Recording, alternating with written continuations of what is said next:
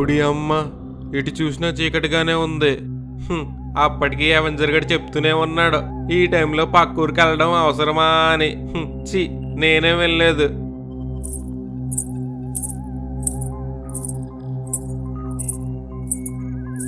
పట్టీలు సౌండ్ వస్తుందేంటి?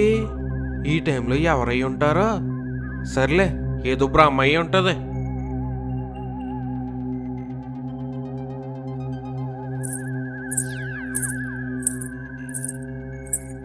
మళ్ళీ పట్టీల సౌండ్ వస్తుంది ఏంటి? అమ్మో, వెనక్కి చూడకుండా వెళ్ళిపోవాలి. ఎవరిత్రా ఇది నన్ను పేరెట్టి పిలుస్తుంది? నువ్వెంత పిలిచినా నేను వెనక్కి తిరగను. బాబోయ్, ఇంకెంత నడాలరా బాబు.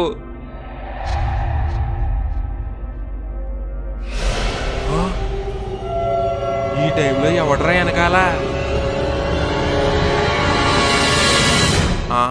ఎవడో లేడేటి? అయ్యగారు,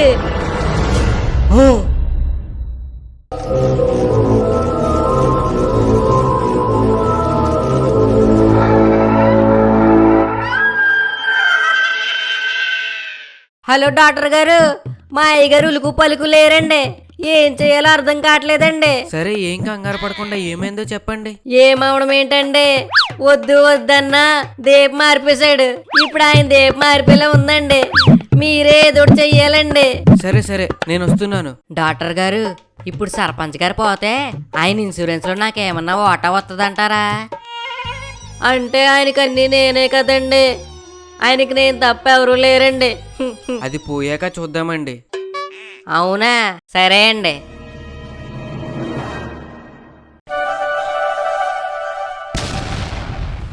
అయ్యగారు, మీరెప్పుడు లేచారండి? నువ్వు ఇన్సూరెన్స్ లో వాట అడిగినప్పుడే లేచాను రా. వినేసినట్టు ఉన్నాడు. ఏంట్రా నాన్న, ఇన్సూరెన్స్ కావాలా? నిన్ను చంపి నీ ఇన్సూరెన్స్ నేను తీసుకుంటాను రా. అసలు ఇంటికి ఎలా వచ్చానురా? ఎలా వచ్చారా? రాత్రి వద్దు వద్దన్నా నిమ్మకాయలు తీశారు. పోనీ తర్వాత అన్నా ఆగారా? దీపం ఊదేశారు. మీకేం పోయిందండి? కళ్ళు తిరిగి పడిపోయారు. తర్వాత మిమ్మల్ని మోసుకుని రాలేక సచ్చాను అనుకోండి. అంత కష్టపడి మోసుకుని వస్తే మీరు నన్ను వద్దండి, ఇంకేం మాట్లాడకండి. ఇప్పుడు నేనేం అనలేదు కదరా. సరే కానండి, దీపం మార్పింది మీరే కాబట్టి దెయ్యాలు వస్తాయేమో చూసుకోండి. దెయ్యాలకి నేను భయపడను రా. అయ్యే నన్ను చూసి భయపడతాయి. భయపడినాను కూడా ఎంత భయపడుతూ చెప్తున్నాడు రా బాబు. ఎలా బతుకుతాడో ఏంటో.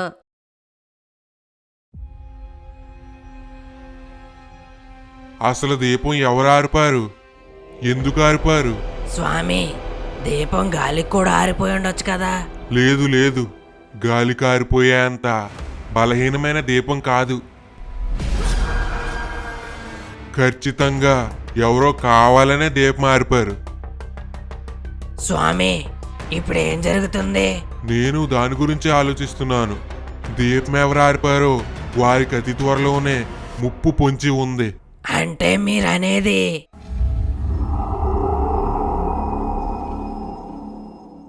ఛీ, అనవసరంగా దీపం మారిపోయినరా బాబు.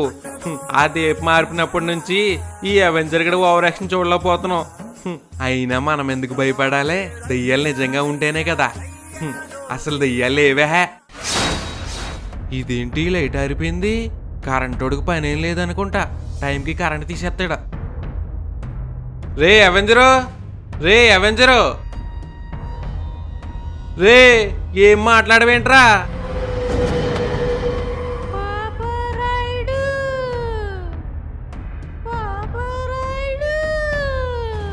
పొద్దున కల్లో వచ్చిన గొంతులా ఉందేంటి? అమ్మ దీనమ్మ, కొంప తీసి కల్లోంచి కొంపలోకి వచ్చేసిందా? అయ్యగారు, అయ్యగారు, బీగరండి బీగరండి. ఏమైందిరా? వస్తున్నా నాగు. రే ఏట్రా, ఏమైంది? ఏంటి వీళ్ళేడు?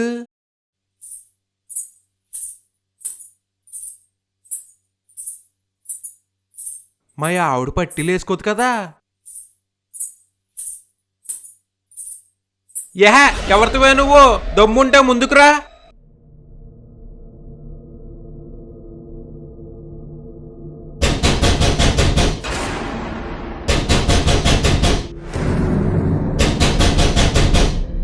ఎవడ్రా వీడు తలుపులు బాధేస్తున్నాడు?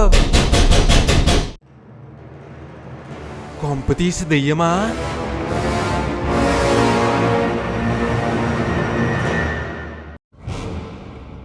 దీపం మార్పింది ఎవరో ఏమన్నా తెలిసిందా? లేదు స్వామి, ఊర్లో చాలా మందిని అడిగాను, ఎవరో ఆ చెట్టు దగ్గరకు కూడా వెళ్ళలేదంటున్నారు. తొందరగా దీపం మార్పింది ఎవరో తెలుసుకొని వాళ్ళని కాపాడాలి. అయ్యగారు మీకు విషయం చెప్పాలి. గుడిలో సిద్ధాంతి గారు ఉన్నారు కదా. ఏటండే మొహం కమిలిపోయింది, ఏమైంది? రాత్రంతా నిద్ర లేదురా. పడుకోలేదా? పడుకోకుండా ఏం చేశారండి? నేనేం చేయలేదురా, అంతా అదే చేసింది. అదా, అదెవరండి? అమ్మగారింట్లో లేరని ఎవరినైనా ఛీ, ఆపు. అది అంటే దెయ్యంరా, నిజంగానే దెయ్యంరా. నాకు తెలుసండి. అయినా మీరు దెయ్యానికి భయపడరు కదండి.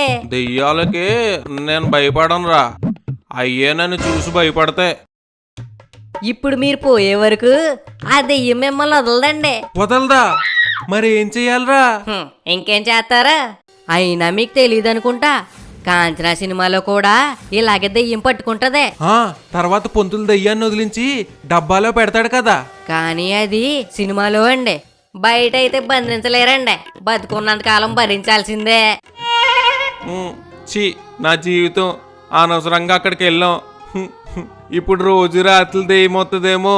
అవునండి అయ్యగారు, మీకు చెప్పడం మర్చిపోయాను. మర్చిపోయావు కదా, ఇంక చెప్పకో. యహ ఆగండి. ఊర్లో వాళ్ళనే ఎవరన్నా చెట్టు దగ్గరికి వెళ్ళారా అని అడుగుతున్నాడండి. ఎవరు? అదేనండి మన ఊరు శ్మశానంలో కాపరుంటాడు కదా, ఆడు.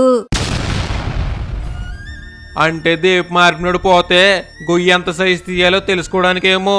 అబ్బా ఆగండి, పిల్లిని చూసి కూడా పారిపోయేలా ఉన్నారు. ఆణ్ణి ఎందుకు అలా అడుగుతున్నావని అడిగానండి.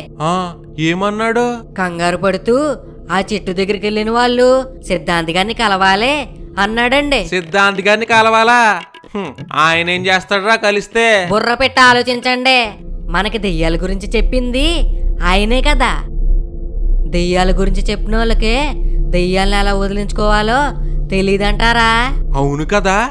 సరే పద పద, ఇప్పుడు వెళ్దాం. ఆగండి, మీరు కంగారు పడుతూ కాలు దొక్కేసుకోకండి. ఆయన పక్కూరికి వెళ్ళారండి, సాయంకాలం వస్తారంట.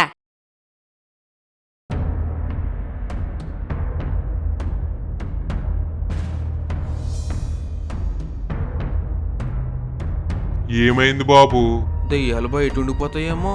అంటే స్వామి, సర్పంచ్ గారికి దెయ్యం పట్టిందండి.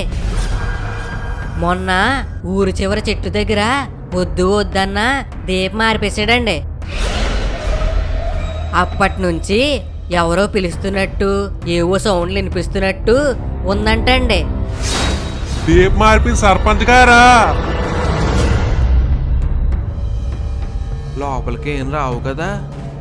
కంగారు పడకో, దుష్టశక్తులు గుడిలోకి ప్రవేశించలేవు. అవునా?